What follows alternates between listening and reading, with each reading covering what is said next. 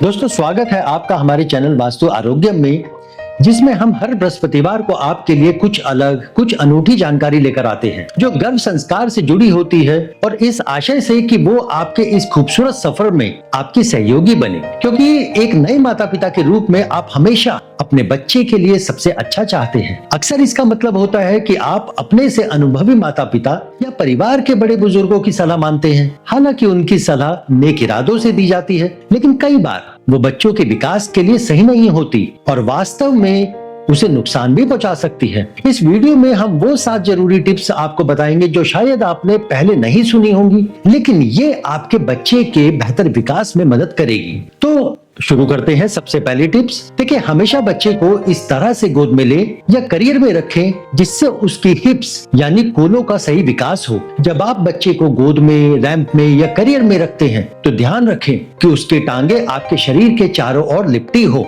और उसके घुटने कूलों से ऊपर हो, यानी ये स्थिति एम शेप की होनी चाहिए जिससे बच्चे के हिप्स और थाई अच्छी तरह से सपोर्ट में रहें। यह स्थिति हिप डिस्प्लेसिया के खतरे को कम करती है, जिसमें बच्चे की जांघ की हड्डी हिप जॉइंट के साथ ठीक से फिट नहीं हो पाती और हड्डी खिसकने या पूरी तरह से बाहर आने की संभावनाएं बढ़ जाती है। इंटरनेशनल हिप डिस्प्लेसिया इंस्टीट्यूट के अनुसार बच्चे को पहले 6 महीने तक अपनी छाती की ओर मुंह किए हुए कैरी करना हिप्स के सही विकास के लिए सबसे अच्छा माना जाता है। दूसरी टिप्स आती है कि अगर आप बच्चे को स्वेडल यानी जब नवजात शिशु को एक नरम कपड़े या कंबल में अच्छे से लपेटा जाता है, यदि आप उसका यूज कर रही हैं, या स्लीप सैक यानी बिल्ट इन कंबल वाला पहनने योग्य कपड़ा होता है जो शिशु को रात में गर्म और सुरक्षित रखता है और बिना किसी एक्स्ट्रा ढीले कंबल के। अगर आप इस तरह की चीजें इस्तेमाल कर रही हैं तो ध्यान दें कि उसमें बच्चे की टांगे मोड़कर बगल की ओर फैला सके, क्योंकि ऐसी चीजें बिल्कुल ना इस्तेमाल करें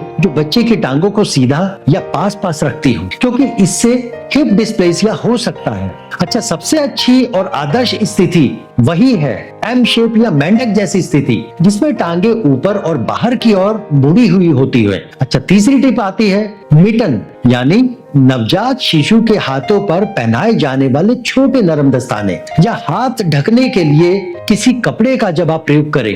देखिए, माता पिता अक्सर यह सोचकर ऐसा करते हैं कि बच्चा खुद को खरोचे ना, या इस वजह से कि बच्चे के हाथ ठंड के कारण नीले ना पड़ जाएं। लेकिन देखिए, वास्तव में हाथों का नीला या बैंगनी रंग इसलिए होता है क्योंकि बच्चे के शरीर में खून का दौड़ना अभी थोड़ा धीमा या अधूरा होता है, लेकिन ये धीरे धीरे खुद ही सही हो जाता है। जब आप बच्चे के हाथों को ढक देते हैं तो वह खुद को शांत करने के लिए हाथ या अंगूठा चूस नहीं पाता, जो वह गर्भ में ही 20वें हफ्ते से ही शुरू कर देता है। साथ ही बच्चे स्पर्श के जरिए दुनिया को समझते हैं। वह अपने हाथों को पकड़ते हैं, चीजें छूते हैं और 2 महीने की उम्र तक जान जाते हैं कि ये हाथ उनके अपने ही है। हाथों पर ग्लव्स पहनाने से न सिर्फ वो अपने हाथों से खेल नहीं पाते, बल्कि जो वो अपने छोटे छोटे हाथों से छोटी छोटी कोशिशें करते हैं, ऐसा करके आप उस डेवलपमेंट पर कहीं ना कहीं रोक लगा देते हैं। ऐसा ना करें। चौथी टिप आती है जंपर, बेबी वॉकर या फ्लोर सीट, ऐसी चीजों को यूज ना करें। देखिए, भले ही ये प्रोडक्ट विकास में मदद करने का दावा करते हो, लेकिन वास्तव में ये बच्चे को ऐसी पोजीशन में डाल देते हैं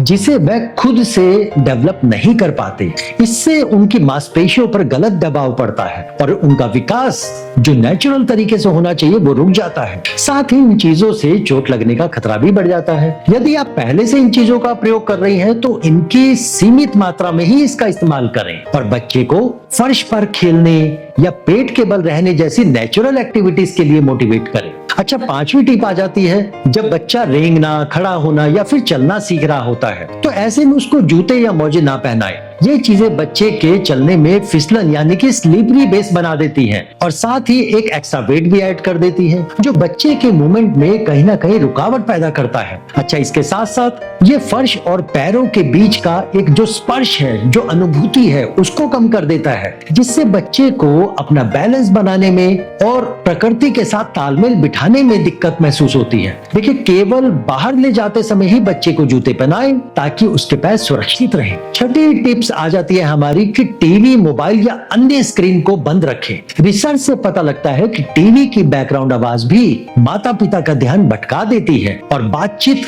कम हो जाती है, जिससे बच्चे की कम्युनिकेशन स्किल्स पर असर पड़ता है। देखिए, बच्चे टीवी की चमक और आवाज की ओर आकर्षित होते हैं। ऐसा करके वो खिलौने और आसपास की दुनिया से ध्यान हटाने लगते हैं। इंटरनेशनल गाइडलाइंस के अनुसार 2 साल से कम उम्र के बच्चों के लिए स्क्रीन टाइम पूरी तरह से खत्म कर देना चाहिए, सिवाय वीडियो कॉलिंग के, जिससे कि वो सोशल इंटरेक्शन कर पाए। 7वीं और आखिरी टिप आती है कि बच्चे की उम्र के हिसाब से उसके डेवलपमेंट, उसकी ग्रोथ की पूरी जानकारी रखें और जरूरी बदलावों को समझकर उनको ध्यान दें। इससे आप सही समय पर उसको उचित खिलौने दे पाएंगे और बच्चे की स्किल्स को बढ़ावा मिलेगा। अच्छा, कई बार ऐसा भी देखा गया है कि माता पिता 9 महीने के बच्चे को 3-3 या 4-4 महीने के खिलौने दे देते हैं, जिससे उनकी सेल्फ डेवलपमेंट स्किल्स रुक जाती है और कई बार खराब भी हो जाती है। देखिए, हर स्टेज में सही चैलेंज वाले खिलौने बहुत जरूरी होते हैं, जो उसको उस उम्र के अनुसार उसको वो सिखा सके जो उसके लिए जरूरी है। तो दोस्तों, ये थे वो 7 सुझाव जो आपके बच्चे के लिए बेहतर विकास में मदद करेंगे। यदि ये जानकारी आपके नन्हे फरिश्ते के लिए उपयोगी है